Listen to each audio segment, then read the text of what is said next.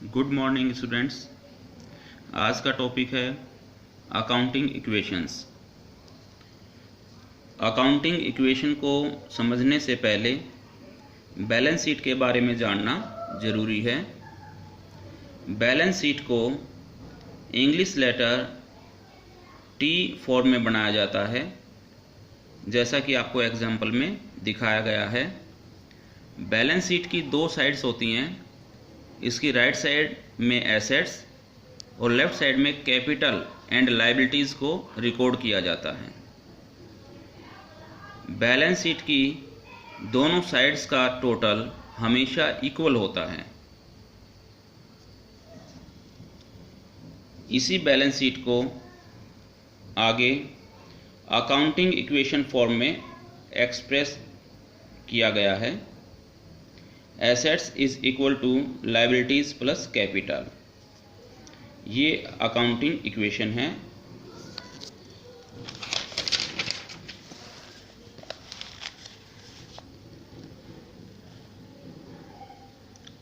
अब हम effect of transactions on accounting equations शुरू करेंगे कि ट्रांजैक्शंस का क्या इफेक्ट होता है अकाउंटिंग इक्वेशंस पर।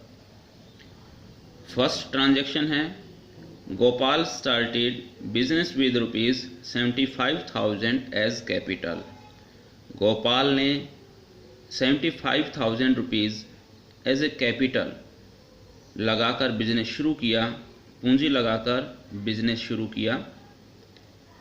तो देखिए, एक बात आपको पता है, बिजनेस और बिजनेस का ओनर या प्रोप्राइटर दोनों को हम सेपरेट मानते हैं, दोनों को अलग अलग मानते हैं।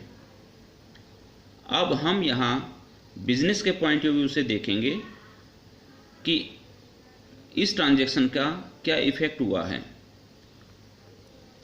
तो जैसा आपको पता है accounting equation, assets is equal to liabilities plus capital.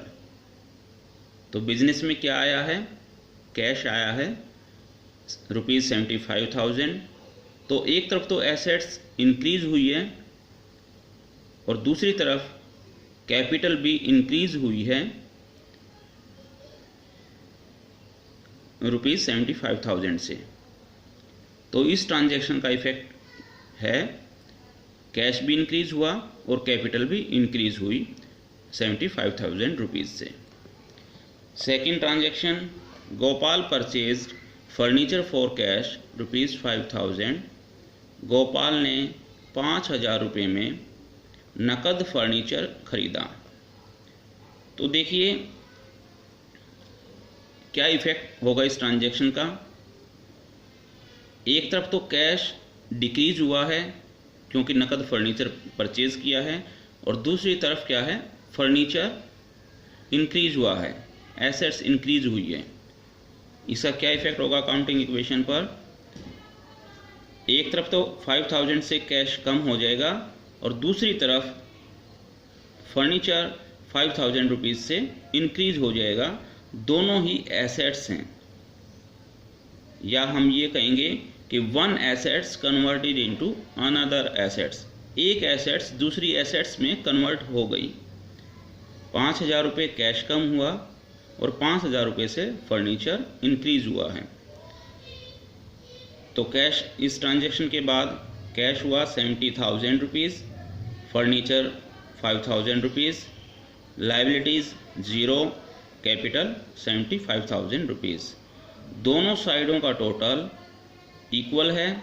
75,000 rupees आपकी एसेट्स है और 75,000 रुपीज़ आपकी लायबिलिटीज़ प्लस कैपिटल है। एक बात और ध्यान रखना, after every transaction total of both sides always will be equal. Her transaction के बाद दोनों साइड्स का टोटल हमेशा इक्वल होगा। Third transaction, Gopal purchase goods for cash ₹20,000।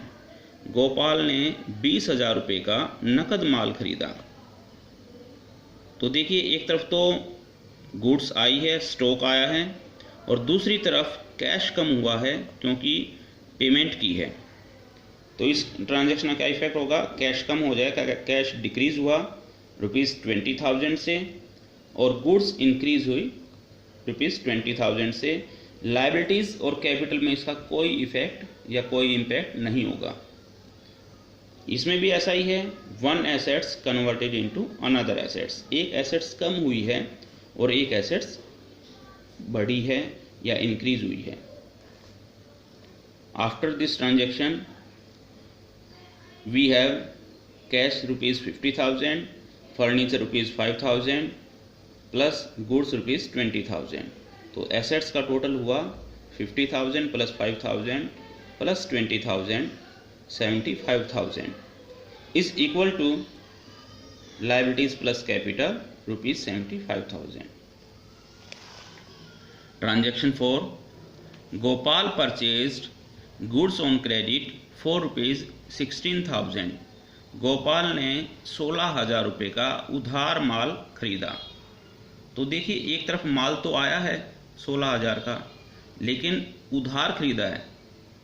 जब हम किसी से माल क्रेडिट या उधार खरीदते हैं तो वो हमारे क्रेडिटर कहलाते हैं, लेनदार कहलाते हैं। तो देखिए, माल परचेज किया है 16,000 रुपये का, तो आप एक तरफ तो इसकी एसेट्स इंक्रीज हुई 16,000 रुपीज़ से, और दूसरी तरफ लायबिलिटी भी इंक्रीज हुई है क्रेडिटर्स के रूप में, इन फॉर्म ऑफ क्रेडिटर्स ₹16,000।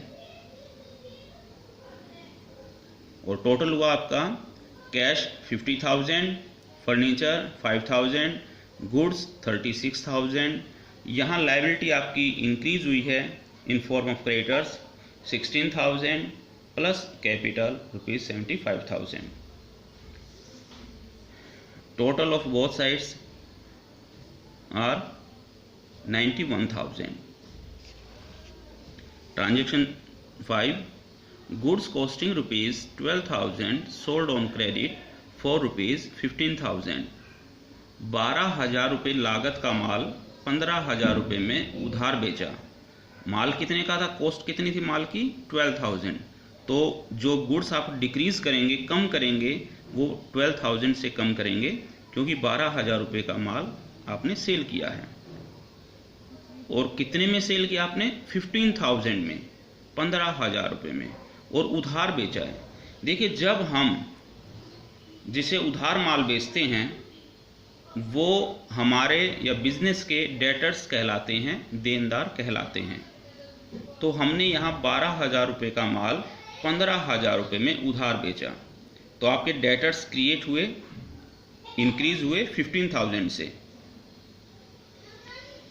गुड्स आपकी 12,000 से डिक्रीज होंगी, डेटर्स आपके 15,000 से इंक्रीज होंगे, क्योंकि ये एसेट्स है हमारी, हमने इनसे पैसा लेना है, हमने इनको उधार माल बेचा है।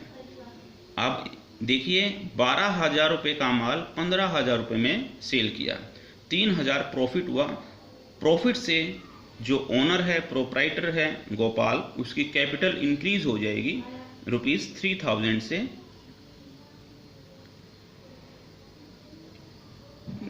प्रॉफिट के केस में कैपिटल इंक्रीज हो जाती है, in case of loss capital decrease हो जाएगी।